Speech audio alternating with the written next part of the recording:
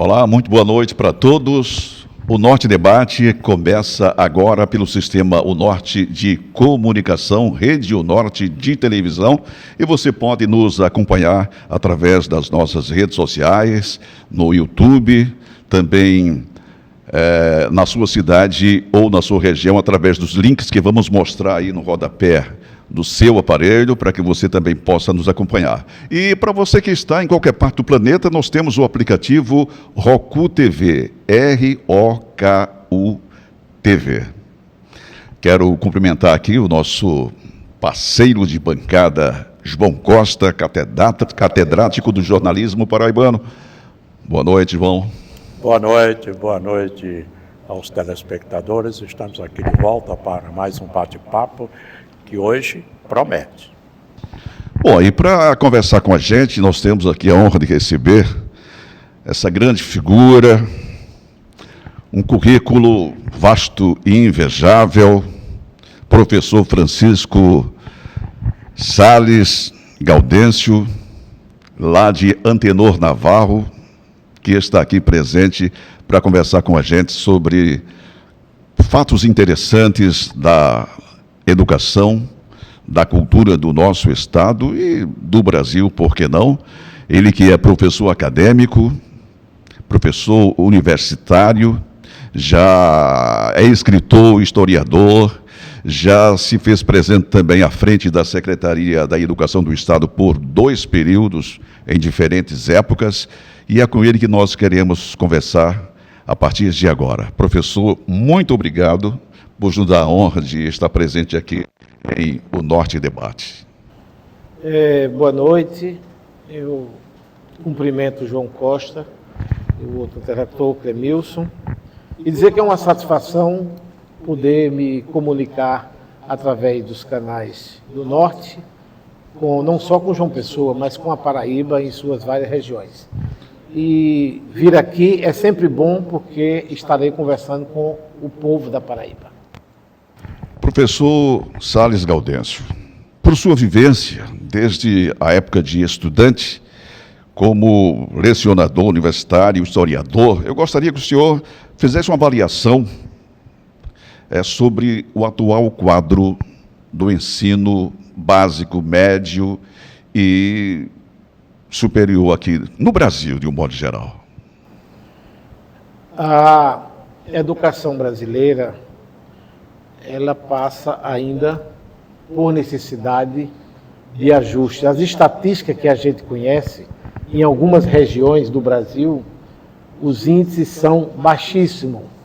E é bom registrar que depois da pandemia do Covid, as coisas se complicaram, porque as crianças ficaram fora da escola.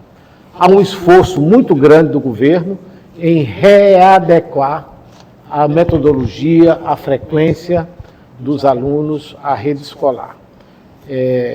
Há estados brasileiros do norte e do nordeste do Brasil que o índice de defasagem na escola é muito grande no que diz sentido ao aprendizado. Quer dizer, o aluno muda de idade, cresce, mas não há um acompanhamento do ensino correspondente como a gente fazia antigamente.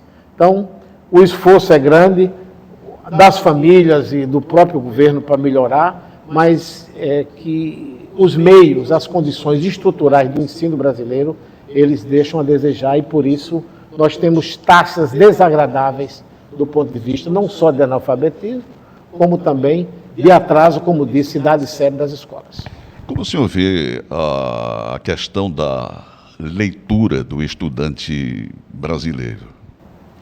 O Brasil apresenta já estatística que era um país que lia muito. Agora, deixa a desejar também. Nós ficamos no ranking da avaliação de leitura, eu acho que no 35º lugar, porque hoje há outros meios em que as crianças, ainda bem que estão tomando medidas preventivas, questão de mídia digitais, de internet, as pessoas estão perdendo o hábito da leitura.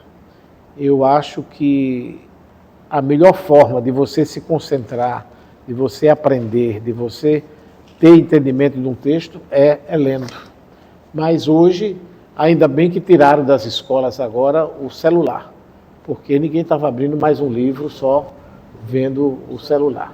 Então, também deixa a desejar, mas ainda se lê muito no Brasil, depende da faixa das pessoas, né? A classe A e B lê pouco, as outras classes C começam a apresentar. Ainda essa semana eu vi uma pesquisa nesse sentido que tende a melhorar a questão da leitura. A importância da criança começar a ler logo cedo para que ela possa ter um melhor desenvolvimento cognitivo, emocional, é importante, né, professor? Gostaria que o senhor também declinasse sobre isso. Nós que estamos nessa faixa etária, sabemos, eu fui alfabetizado lendo. Todos nós, toda escola tinha uma biblioteca, hein, João? No nosso tempo, toda escola, todo grupo escolar, ao lado tinha uma biblioteca com as cartilhas, etc. Já na universidade, por exemplo, você vê no campus da universidade várias lojas, como é que a gente poderia dizer, quiosque, tirando xerox, quer dizer, em vez de comprar o livro ou ter o livro na sala de aula, é xerox, tirando xerox. Então, não há uma concentração, não há um hábito, não há um costume de leitura que venha fortalecer o aprendizado dos jovens, principalmente, que ficam nessa faixa de ensino de segundo grau para entrar na universidade. E eu vi uma notícia essa semana alarmante de que há índice alto de analfabetos na universidade. Por quê? A deficiência parte da estrutura da escola. Por exemplo, a falta de professores nas áreas de português, matemática, química, física e biologia é alarmante. Basta dizer que há agora um incentivo do Ministério da Educação, estimular os cursos de graduação, você será remunerado duplamente com uma bolsa de incentivo para se fazer curso de graduação na área de formação, ou seja, nas áreas pedagógicas de aprendizado e de ensino. Então, isso tudo indica que nós estamos marchando para uma geração deficitária do ponto de vista, seja a criança cognitivamente, como você falou, como também da concentração do aprendizado, da leitura, do conhecimento. E falar de cultura geral é preciso ter a base. E o que é a base? O aprendizado, o ensino. Você tem que saber português, você tem que saber matemática, química, física e biologia para garantir o seu futuro na série seguinte da sua vida, na juventude e no campo profissional. João, por favor. Boa noite, professor. Nós estamos falando de educação e o senhor tem se notabilizado como biógrafo, como historiador. A propósito, no final do mês o senhor lança uma biografia, não é isso, sobre outro educador, como o professor Afonso Pereira, uma lenda na educação da Paraíba. Esse livro será lançado no final do mês, professor, e eu gostaria que o senhor destacasse a importância de Afonso Pereira para a educação aqui em João Pessoa especificamente. Pois não, João. Fazer uma biografia é tratar da vida da pessoa. Há um livro anterior que eu fiz sobre um areiense, o Joaquim Silva, o prefaciador, por acaso, por coincidência, para minha satisfação, vai estar aqui novamente, que é o professor Joaquim de Arruda Falcão. Joaquim Falcão é da Academia Brasileira de Letras, ele é carioca pernambucano, porque a família Falcão é de Pernambuco. E Joaquim Falcão diz o seguinte: biografia é você tratar da vida alheia, é você tratar da vida do outro. Ele diz no prefácio do meu livro anterior. Então, sem esse entendimento que é tratar da vida alheia, mas é tratar da vida. Então, João, a família de Afonso Pereira, Afonso tem duas filhas, a Maria das Graças e a Ana Flávia. A Maria das Graças ficou na Paraíba, é quem acompanhou a vida de Afonso, seja na Santa Casa da Misericórdia, seja na Fundação Padre Biapina, seja no Correio da Paraíba, onde ele colaborou com o Teotônio Neto para a fundação do Correio da Paraíba. Enfim, em múltiplas atividades que ele desenvolveu. Então, na década de 50 já, o professor Afonso Pereira fundou mais de 160 escolas em todo o estado da Paraíba. Eu, por exemplo, que sou da cidade de Antenor Navarro, hoje chama São João do Rio do Peixe, eu fiz curso de datilografia na década de 70. Curso de datilografia. E vendo os arquivos de Afonso, eu vi que as colações de grau que ele realizava por todo o estado da Paraíba. Escola Comercial Monsenhor Constantino Vieira de Cajazeiras hoje. Afonso Pereira. Escola Afonso Pereira no Iraúna. Araruna.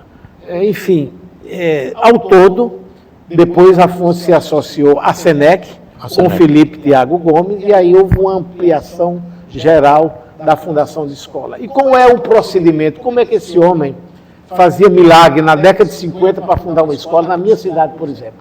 Muito simples. Pelos arquivos, você confronta o seguinte: ele chegava na cidade, tipo Cajazeiras, quem é que ele procurava? O vigário da cidade.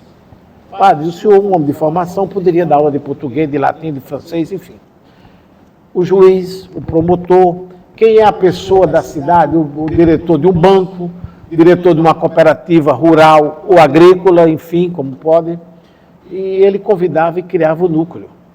E fazia uma escola de qualidade. O juiz da cidade e o promotor, impreterivelmente, indiscutivelmente, estava dentro da comissão de Afonso. E assim, ele proliferou escolas comercial, escola de corte e costura, até curso de flores, essas escolas de Afonso ministravam. A SENEC foi uma experiência exitosa do Felipe Tiago Gomes e do Afonso Pereira. O que foi feito da SENEC? Porque tinha um vasto campo educacional na Paraíba. Enquanto existiu o Felipe Tiago Gomes, que sabem que era de Picuí, ele recebeu muito incentivo da estrutura brasileira para a funcionalidade das escolas. Existe a SENEC, tem ainda uma senhora aqui, acho que é Francisca Ramalho, a diretora das escolas, mas certamente você sabe que o ensino brasileiro, ele desconfigurou não só na escola pública, mas também nas escolas privadas. Hoje existem os grandes grupos de escolas privadas, mas a SENEC, que é uma escola da comunidade, uma escola que atinge uma faixa, vamos dizer, baixa do ponto de vista de renda, ela deve estar, ela não tem mais o vetor, a fortaleza que tinha a funcionalidade, começando com a escola fundada por Afonso Pereira, depois incorporada com a SENEC, com o grande também educador Felipe Tiago Gomes. Voltemos ao professor Afonso. Ele tinha um acervo bibliotecário muito grande. Qual foi o fim daquilo tudo? É o seguinte, o professor Afonso Pereira foi casado com Dona Cremilde Torres. E quando ele completou 80 anos, a Dona Cremilde resolveu juntar a documentação da vida de Afonso Pereira, desde que ele existe. E no Jardim Glória, onde ele morou por muitos anos, existem 2 casas. E lá está o acervo de Afonso Pereira. Lá tem mais de 70 mil documentos. Se você perguntar, Salles, onde você pesquisou Afonso? Eu pesquisei no arquivo Afonso Pereira, que já tem sido objeto de dissertação de mestrado, de doutorado. É um laboratório de pesquisa em várias áreas do conhecimento. A professora Bernardina, que é bibliotecária, arquivista e tal, e já foi vice-reitora da universidade, é uma pesquisadora também. Ela trabalhou muito tempo do arquivo Afonso Pereira e envolveu os estudantes, seja da escola da Universidade Estadual da Paraíba, quanto da Universidade Federal, para os cursos de biblioteconomia, para estagiarem no arquivo, pesquisarem no arquivo, etc. Professor, o senhor já foi secretário de Educação, conhece a máquina administrativa. Por que o Estado não tem dado atenção para essas figuras? Por exemplo, tem um acervo de Afonso Pereira, de Joacil de Brito, de Antônio Ivo, ex-deputado. São acervos gigantescos que isso não era para estar sob os cuidados do Estado? O Estado da Paraíba tem o Arquivo Público do Estado, que está incorporado à Fundação Espaço Cultural. A determinada da Universidade Estadual, eu sei que tem um acervo grande. Por exemplo, o maior acervo de cultura popular do Estado está na Universidade Estadual. Em Campina. No governo de José Maranhão, eu era secretário adjunto da Educação e Cultura, como se chamava naquela época. A família do Almeida, do Átila Almeida, que era o detentor da maior biblioteca sobre cultura popular, quiçá do Brasil. Nós tínhamos grandes acervos aqui. O acervo do Dr. Maurílio Almeida, que é uma grande biblioteca, está ainda cuidada pelo filho, Fábio Almeida. O de Ruth Almeida, o governo do Estado comprou esse acervo, está incorporado à Universidade Estadual. Tem o arquivo público e o arquivo privado, que eu conheço, com mais de 70 mil documentos, está no Jardim Glória, mantido pela família de Afonso Pereira. As duas filhas, Ana Flávia, que mora em Washington e agora está aqui para esse lançamento, e Maria das Graças, e tem uma neta de Afonso, filha da Graça, que foi também incorporada, criada pela família, quer dizer, viveu com o avô. Ela é a presidente do Arquivo Afonso Pereira. Então, há uma estrutura grande, organizada, está sendo microfilmado esse documento, é um trabalho louvável, é um investimento que a família faz na preservação do acervo, da memória, da história da Paraíba. Quando você, João, tiver a oportunidade de ler este livro, você vai ver que a fonte principal é o Arquivo Afonso Pereira. E há motivações em outras áreas para que se faça a preservação de documento, que é a preservação para gerar a história da Paraíba. Bom, vamos ao nosso primeiro break comercial. Nós voltamos daqui a pouquinho conversando com o professor Salles Gaudêncio, aqui em O Norte Debate.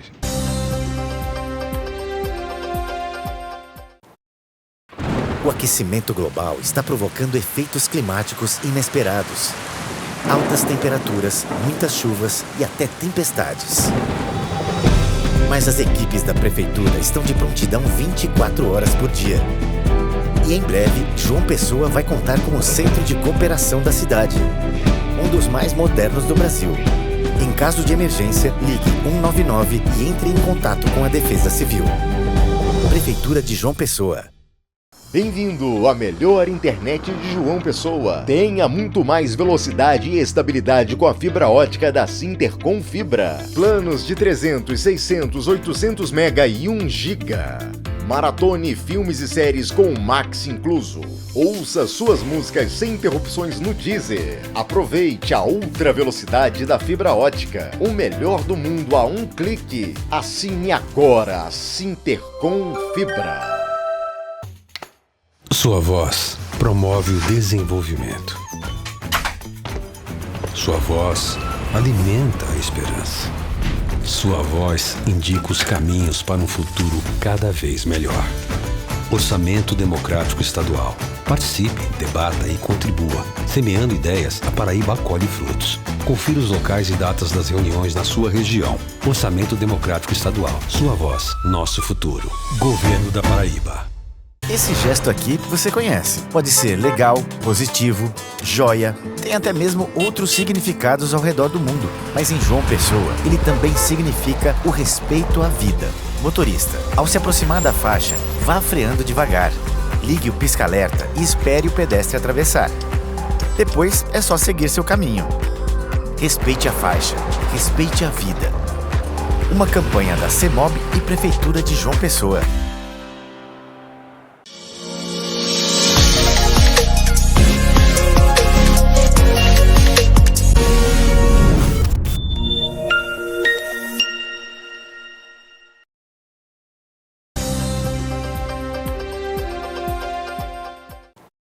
Estamos de volta com o Norte Debate aqui pelo Sistema Norte de Comunicação, hoje conversando sobre assuntos super interessantes, sobre educação, sobre cultura, com o professor Salles Gaudêncio. Professor Salles, eu gostaria que o senhor pontuasse, né, a sua atuação em importantes cargos executivos aqui do Estado da Paraíba, inclusive na presidência de importantes fundações culturais. Em 1980, eu já estava em Cajazeiras. Já disse, sou do sertão e estudei em Cajazeiras. João Costa está me dando aqui uma grande lembrança. Ele, também como eu, fomos alunos do seminário Nossa Senhora da Assunção de Cajazeiras. João saiu em 1968 e eu cheguei em 68, quer dizer, João não estava mais lá em 68, acredito. E nem cheguei a padre. Pois é, e eu cheguei lá. Aí fiz lá meu curso primário, ginasial, como a gente chamava, depois fiz a faculdade em Cajazeiras, migrei para Pernambuco, onde fui fazer o mestrado na Federal de Pernambuco e depois voltei para Cajazeiras. Naquele tempo houve a incorporação do reitorado de Linaldo Cavalcante. Isso. Criou os 5 campos da Universidade Federal. E o campus 5º de Cajazeiras, eu voltei para dar aula em Cajazeiras, no reitorado do professor Linaldo Cavalcante, e cujo grande dirigente e educador da Paraíba, que foi o padre Luiz Gualberto de Andrade. O padre Luiz Gualberto, com a diocese, naquela época, fundaram a Faculdade de Filosofia, Ciências e Letras de Cajazeiras, também com a participação de Afonso. O professor Afonso Pereira foi quem cuidou dos estatutos da Faculdade de Cajazeiras. Então, fiquei lá em Cajazeiras 1 ano, voltei, fiquei 1 ano, quando morre o ministro José Amédio de Almeida. E o então governador Tarcísio de Miranda Buriti me convidou para vir ser o secretário executivo da Casa de Zé Américo, que ele acabava de criar. O presidente da instituição foi o professor Milton Paiva, ex-reitor da Paraíba, e eu fiquei como secretário executivo do professor Milton, depois da presidente, a professora Socorro Aragão, e em seguida eu fiquei presidente da Fundação Casa de Zé Américo. Lá eu trabalhei por 11 anos, 5 anos como presidente e esse outro tempo como secretário executivo, e fiquei como pesquisador da casa um tempo, sem comprometer as minhas aulas da universidade. Eu voltei para João Pessoa, e no departamento de História, onde eu ministrava o curso de História Econômica para os cursos de Economia, de Geografia e da própria História Econômica Geral e História Econômica do Brasil, baseado, obviamente, num país desenvolvimentista com a teoria do nosso grande brasileiro e paraibano Celso Furtado. E da Casa de Zé Américo, eu fui ser o presidente do Espaço Cultural, já mais na frente, no governo do governador José Maranhão. Eu fiquei 4 anos presidente do Espaço Cultural. João Costa sabe disso, que João era assíduo lá aos eventos e tal. Em outro momento, eu saí do Espaço Cultural e fui para ser o secretário executivo do Patrimônio Histórico da Paraíba. Lá demorei um pouco também, fizemos um trabalho, por exemplo, a restauração do Casarão dos Azulejos, que hoje de novo está fechado. Depois eu fui ser o secretário adjunto da Educação. O secretário de então era o deputado Carlos Mangueira, da Educação.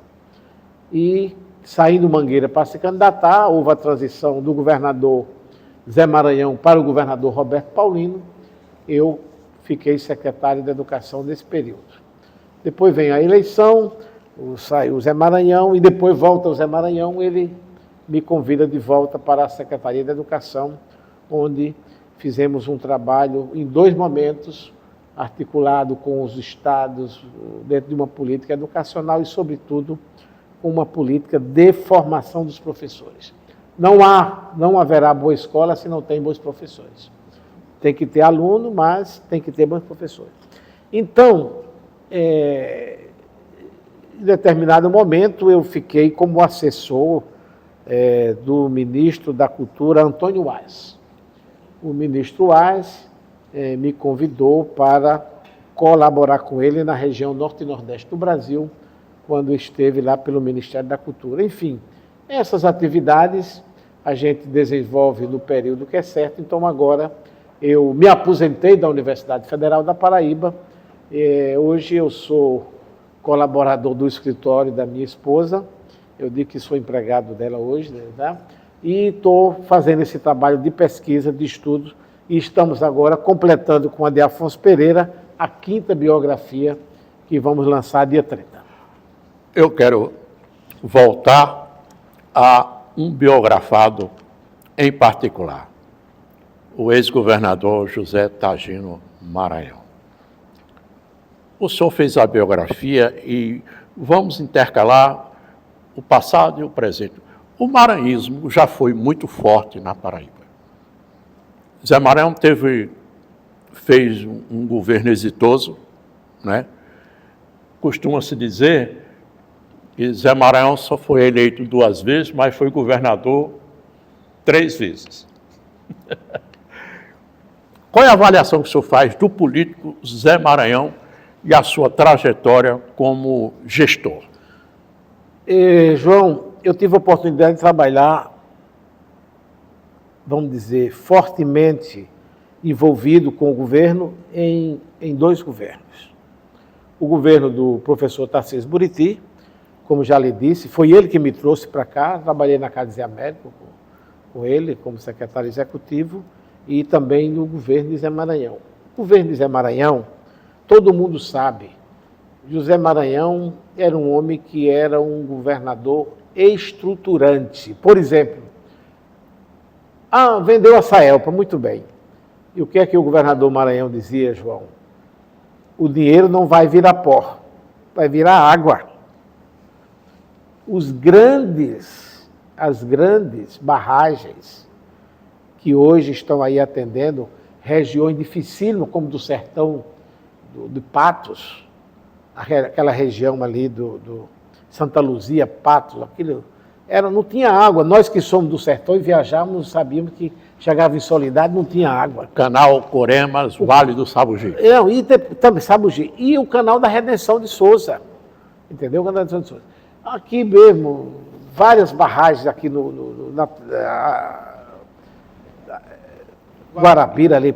Então, o governo de Zé Maranhão estruturou naquilo que é obra de longa duração. O que é uma obra de longa duração? É que ela é feita à época, daqui a 15 anos atrás, mas ela continua servindo. É o caso da água, é o caso da energia. Eu me lembro que tinha uma campanha que apagou o último candeeiro.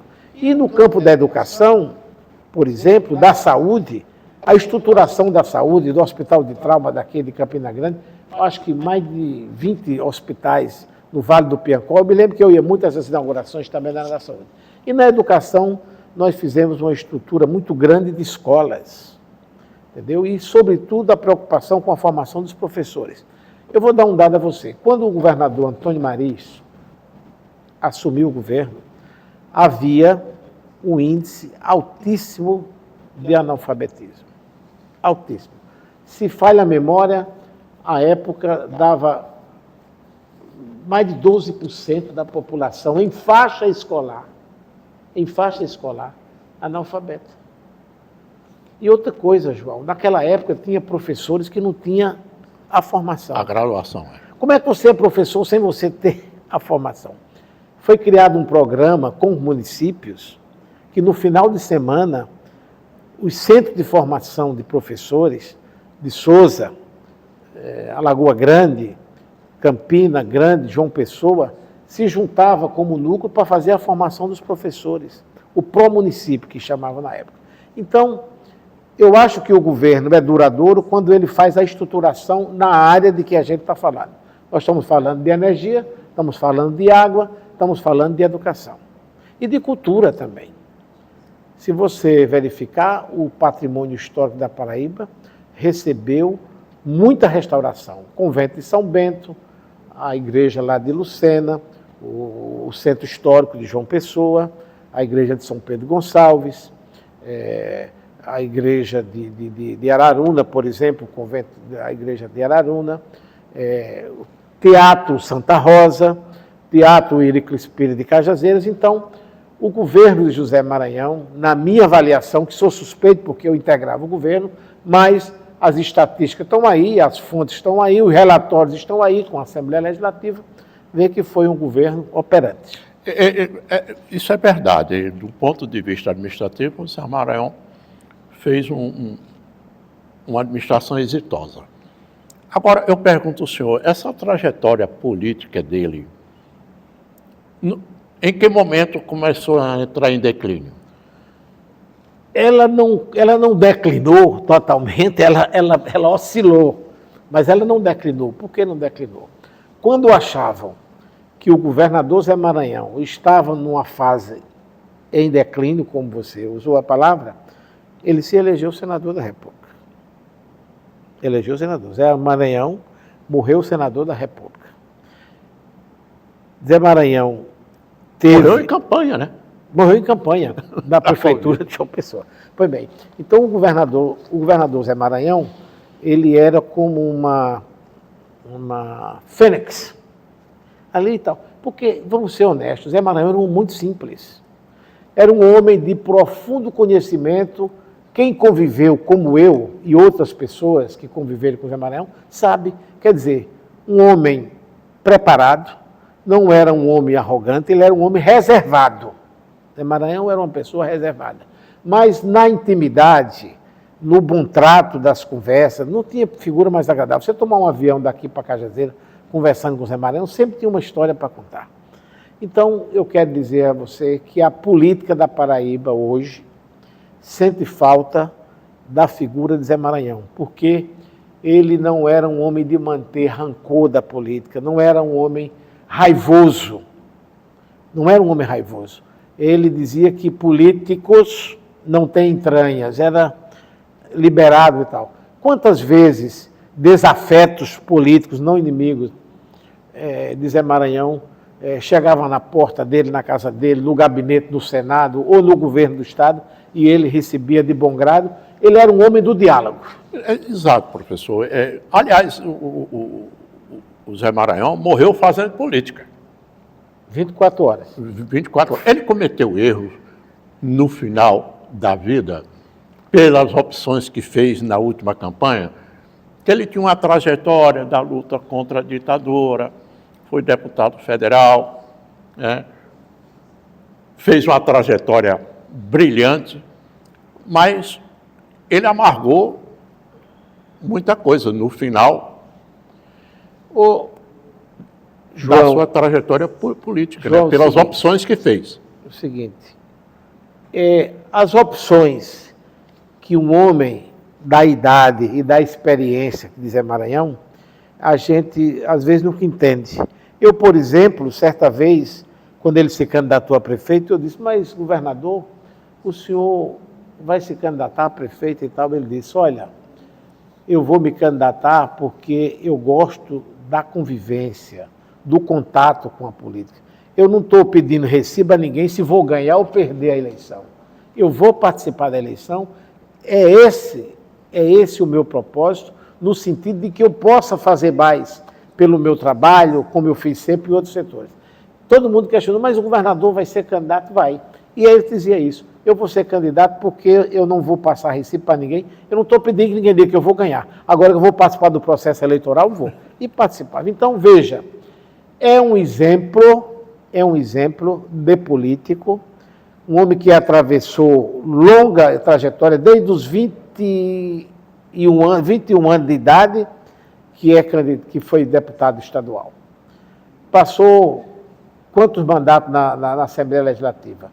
Tantos na Câmara Federal, 2 no Senado Federal, 2 mandatos no Senado Federal e 3 de governador do Estado. Então, essa vasta experiência, e outra coisa, mesmo, como diz, num possível hiato ou declínio, mas recebendo o aval do povo. Nunca deixou de participar do processo eleitoral e com sucesso. Isso significa que havia uma confiança no comportamento político desse cidadão. O maranhismo existe?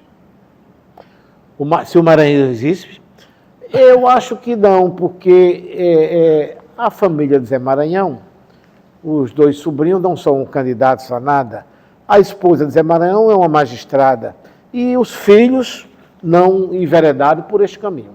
Mas não morreu não, porque quem faz o que fez Zé Maranhão vai demorar ainda a esquecer um pouco. Eu estou falando de governo estruturante, em setores fundamentais da vida do cidadão. Água, luz, escola, educação, saúde. Estamos aqui ouvindo, né, um pouco de história na palestra aqui, no contato que nós estamos tendo aqui com o professor Salles Gaudêncio. Eu perguntaria ao professor Salles Gaudêncio qual a importância, na sua visão, né, das instituições, a APL, a Associação, aliás, a Academia Paraibana de Letras e também do Instituto Histórico e Geográfico da Paraíba na preservação da memória cultural do nosso estado. Eu faço parte dos 2. O Instituto Histórico e Geográfico da Paraíba é a instituição cultural mais antiga da Paraíba. Tem um acervo para pesquisa invejável, fundamental para quem quer estudar a Paraíba. Lá existem as grandes coleções de jornais, o grande acervo bibliográfico para a pesquisa. A Academia Paraibana de Letras é outra instituição, também, ainda hoje estive lá e tinha mais de 100 alunos da escola pública recebendo aula de literatura na Academia Paraibana de Letras. Nós temos um programa, a academia ela só tem sentido quando ela presta um serviço. Não teria sentido nenhum existimos lá 40 pessoas que faz parte, professor, lá tem todas as áreas do conhecimento. Tem médico, tem advogado, tem jornalista, enfim. Se não tivesse uma prestação de serviço. A academia tem um convênio com o governo do Estado, com a Secretaria de Estado da Educação, e nós que integramos a academia, uns dão curso de literatura, outros no curso de história, e fazemos curso nas escolas. E os alunos também estão indo para lá. Hoje mesmo eu estive lá até às 11 horas, e estavam lá com 100 alunos no auditório assistindo aula sobre literatura. Então, a importância desses órgãos é a forma de vivenciar a cultura, a política, a sociedade, no todo, no sentido de que o homem tem que viver em torno daquilo que faz, e no caso, é uma casa de cultura.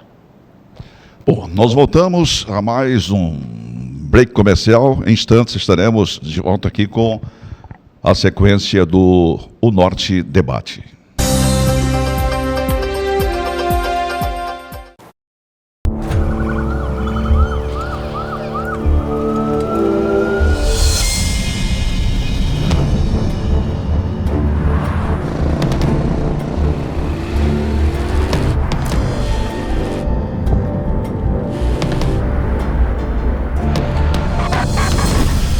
Pressa e imprudência se encontram, o trânsito mata. Desacelere.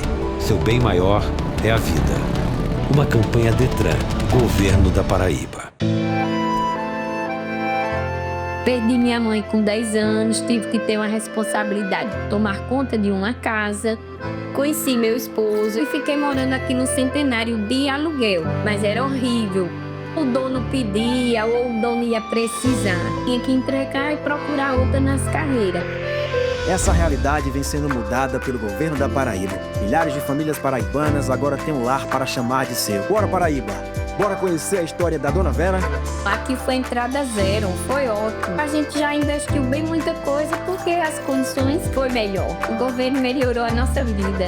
Com os programas Parceiros da Habitação e Cidade Madura do governo da Paraíba e em parceria com o governo federal, até o final do ano serão 17 mil moradias viabilizadas, beneficiando os que mais precisam, acolhendo também comunidades quilombolas, ciganas, indígenas, transformando vidas por todo o estado. Governo da Paraíba. Um carro diz muito sobre você. Se é usado para trabalho, ou para levar o filho à escola. Alguns servem até como salão de beleza. E dá para saber se alguém é limpo, sujo, religioso ou se é capaz de matar alguém no trânsito. Maio Amarelo. Desacelere. Seu bem maior é a vida. Câmara Municipal de João Pessoa. A Casa do Povo. Vem aí, Benito de Paula, com o show Do Jeito que a Vida Quer. A voz inconfundível de um dos maiores artistas do Brasil está chegando a João Pessoa. Benito de Paula, com a participação de Bruno Veloso. 17 de agosto, às 19 horas, no Teatro Pedra do Reino. Ingressos à venda no site da Ingresso Digital e nas óticas Rocha Prime.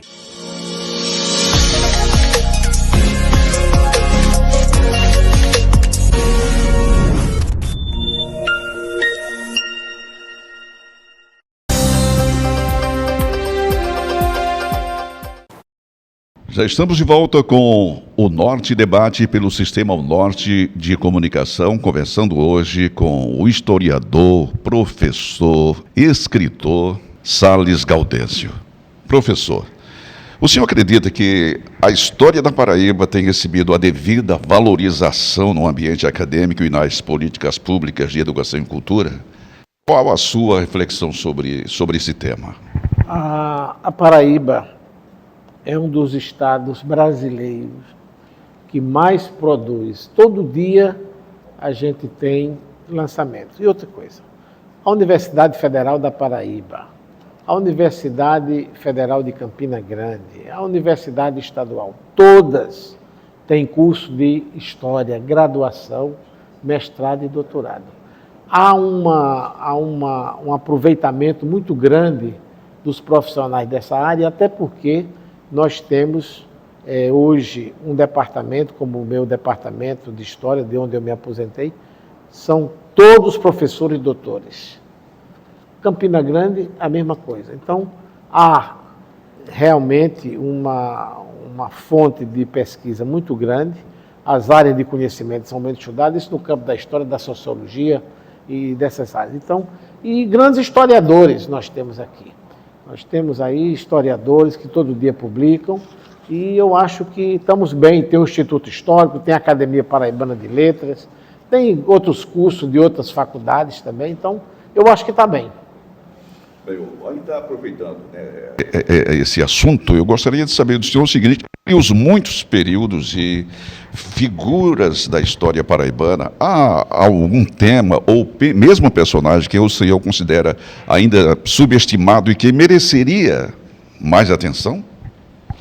Às vezes acontece hiatos, lapsos. Vamos aqui, Afonso Pereira.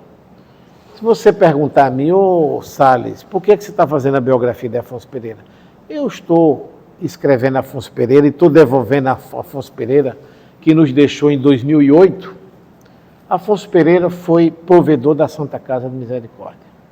Afonso Pereira, com Teotônio Neto, fundou o Correio da Paraíba. Afonso Pereira, com outros colegas, padres ou não, fundaram o Unip. Afonso Pereira criou a Academia Paraibana de Letras Jurídica. Afonso Pereira cuidou de teatro. Afonso Pereira cuidou de fundar mais de 200 escolas. A princípio, 160 ele só, depois com Felipe Tiago Gomes, passaram de 260 escolas em todo o estado da Paraíba. Então, Afonso Pereira não é um homem que você diz, é além do tempo. Não, Afonso foi. Afonso é porque ele cuidou dessas áreas, ele fez isso, entendeu? Ele fez. Ele fez, por exemplo, a Orquestra Sinfônica da Paraíba, quinta-feira, dia 29, vai fazer um concerto em homenagem ao professor Afonso Pereira. Ele foi o idealizador da Sinfônica da Paraíba. Você encontrar, mexendo nos documentos, como eu mexi e pesquisei, Afonso tomava dinheiro emprestado do banco para trazer a Orquestra Sinfônica de Recife, para estimular os músicos da Paraíba a fundar a escola, a Sinfônica da Paraíba. Professor universitário, professor da Faculdade de Direito de Latim, entendeu? Professor de Direito Romano da faculdade. Então, essas figuras não podem e nós não podemos perder de vista. O exemplo, você diz, mas professor, para que serve essa biografia? Para homenagear, para vangloriar? Não é para elogiar, é para mostrar que fez e que venha para nós outros que estamos em tempos tão difíceis nessas áreas, acabamos de falar isso no princípio da nossa conversa, o baixo índice de aproveitamento de ensino dos nossos jovens. Então, eu acho que uma biografia de Afonso Pereira, além de tratar do laço, da afetividade, da família, mas o que resultou para a Paraíba a participação de Afonso Pereira com o jornal Correio da Paraíba, com o trabalho na Santa Casa de Misericórdia, com o trabalho na fundação das escolas, nos lugares mais esmos da Paraíba, com a escola. A propósito, professor, o perfil do Afonso Pereira sempre foi a teimosia, né? Porque quando ele fundou o jornal Correio da Paraíba, ele dizia, não vai dar certo. O senhor mesmo recorda a teimosia do Afonso Pereira em relação à Orquestra Sinfônica, né? E ele deixou um legado muito profundo na UFPB, assim, tanto quanto o Linaldo. Exatamente. Correto?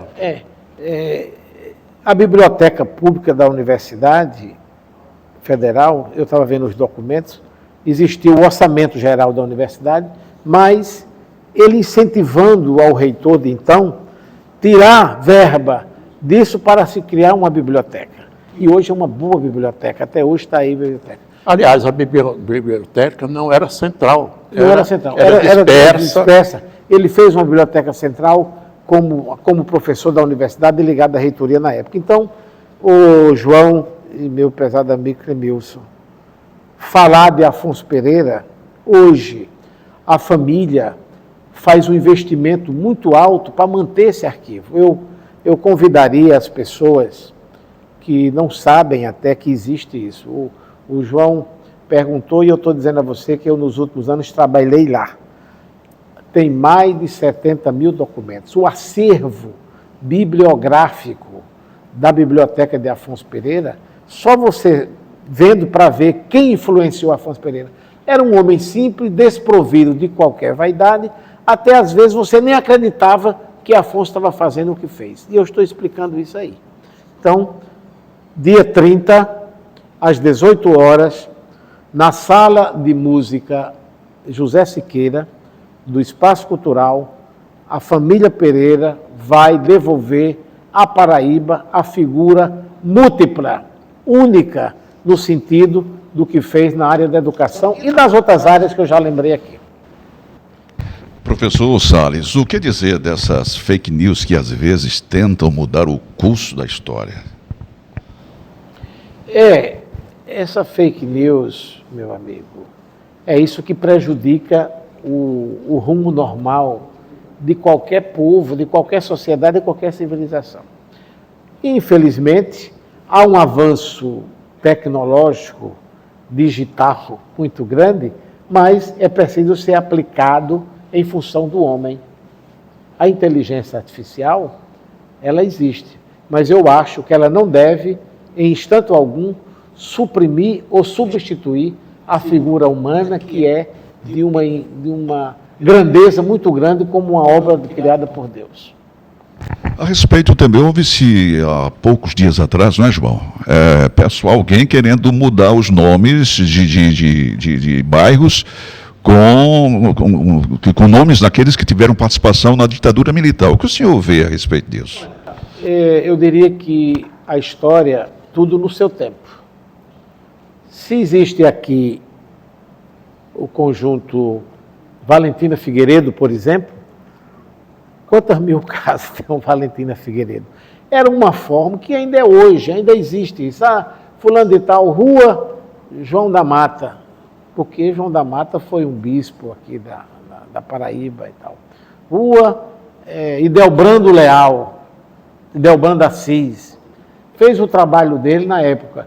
Eu acho que isso complica a vida social da pessoa E tem que ser visto, não está à toa lá. O conjunto dos bancários, por que é que chama conjunto dos bancários? Por que é que chama o Zé Américo de Almeida? O que é que chama o Valentina Figueiredo, que a gente já citou, Mangabeira? Então, tudo tem a ver com o momento, com a época, com o que fez, o que aconteceu. Eu tenho a impressão que essa é uma pretensão igual ao que muito tempo, mas finalmente puseram um ponto final nesse assunto, trocar o nome da cidade de João Pessoa. Professor, se o senhor é da Academia Paraibana de Letras, o senhor concorda com o critério eleitoral lá? Porque a gente aqui e acolá vê alguma discordância, porque há pessoas, inclusive, sem essência, sem méritos, se candidatando, né? E fazendo campanha. Qual seria o critério ideal para se tornar um imortal na Paraíba? O critério, nós somos uma academia estruturada no tipo da academia francesa, academia portuguesa, academia brasileira de letras. O critério atual é ideal? Sim, porque qual é o critério? O critério é que você tem o estatuto, existe um estatuto absolutamente rígido nesse aspecto. O que é que diz a academia? O que é que diz o estatuto? O candidato deverá apresentar as suas atividades desenvolvidas na sua vida pública ou privada, não é? Então, qual é o critério? O critério, você se inscreve, a diretoria formada pelo presidente, o vice-presidente e tal, eu devo dizer que eu sou o vice-presidente da academia. E, estatutariamente, sou o presidente da comissão eleitoral, pelo estatuto. Então, quando ocorre a eleição, você tem lá um voto secreto, João. São 40 membros. Claro que quando há uma eleição não são 40, são 39, porque nós estamos ocupando a vaga de outro, que já deixou. Então, qual é o critério? Você se inscreve, apresenta a sua obra, apresenta um dossiê da sua vida na atividade específica que você trabalhou, a essa primeira triagem. Passado isso, você vai para o escrutínio secreto. Não devia ser o contrário, não? A academia convidar o fulano pela obra João, produzida? É melhor assim, porque imagina, se eu convido você e não convido o nosso amigo Cremilson, aí como é que ia ser? Então, o certo é você ir para o crivo do voto secreto de quem forma a academia. E é isso que tem sido feito. Eu, certa vez, quando um candidato se candidatou aí, eu fui interpelado por um candidato, ligou para mim, professor Salles, que critério o senhor adotou para votar em fulano e tal? Aí eu disse, o mesmo critério que o fundador da academia fez a sua primeira eleição, o voto secreto. E a forma que eu entrei e que se tiver o aval dos integrantes da academia, ele vai entrar. Então, a academia é um lugar de escritor, a academia é um lugar de pensador, a academia supostamente está lá as pessoas que têm condição de estar. É isso que eu acho. Quando você é aceito lá é porque você é uma pessoa condizente com os objetivos da academia, seja ela brasileira, seja ela paraibana, pernambucana, etc. e tal. A prova que essa nossa academia, João, é uma academia gloriosa. Nós tivemos quem lá? Zelinho do Rego, José Américo de Almeida, Padre Pedro Anísio, Loureiro Lopes, Ivan Bichara, tantas figuras da cultura paraibana, da literatura, da história, não é? Evaldo Gonçalves, o amigo velho Evaldo Gonçalves, cuja vaga estará já sendo anunciada, enfim. Eu devo dizer que o critério não tem outro senão o do escrutínio dos seus pares. Vamos, mais uma vez, chamar a atenção para a grande festa de lançamento do livro no dia 30, o local, o horário, como é que vai ser, professor? Bom, no dia 29, às 20h30, a Orquestra Sinfônica da Paraíba vai prestar uma homenagem ao idealizador primaz idealizador da Sinfônica Afonso Pereira. Isso é uma decisão da diretoria da orquestra, com a Fundação Espaço Cultural. E no dia 30, às 18 horas, na Sala José Siqueira, o lançamento de Uma Vida por Escrito, a biografia do professor Afonso Pereira, que estará sendo apresentado pelo acadêmico Joaquim Falcão. Ele é da Academia Brasileira de Letras e vai vir fazer a apresentação desse trabalho. Depois, os autógrafos e uma recepção pela família Afonso Pereira. Eu devo dizer que a família Afonso Pereira mantém o arquivo, João, em condições de qualquer pesquisador de qualquer área do conhecimento da história da Paraíba, lá em Jaguaribe, no Jardim Glória, em Jaguaribe. E o que fazer para adquirir as suas obras? Assim, haverá, depois da apresentação, uma tarde de autógrafo lá, e este livro ele foi editado na Noese de São Paulo, e já estou informado pela editora que ele vai estar na Amazon e em outras editoras do Brasil. Uma edição primorosa, capa dura, papel de luxo, uma coisa primorosa. Algum questionamento, João? Não. Sucesso para o professor Salles. O nosso muito obrigado por sua presença aqui em O Norte Debate. Que o senhor continue sempre a enriquecer a Paraíba com seu inestimável conhecimento e paixão pela cultura e também pela educação. Eu agradeço e aproveito para convidar não só os que estão aqui conosco, mas a quem nos escuta, que dê a alegria, a satisfação, a que eu possa, através desse trabalho, devolver à Paraíba o Afonso Pereira, que é um homem múltiplo para a história da Paraíba. João? É isso. Uma boa noite e até a próxima. Bom, nós voltamos na próxima terça-feira, a partir das 9 da noite, com mais um O Norte Debate pelo Sistema O Norte de Comunicação. Até lá.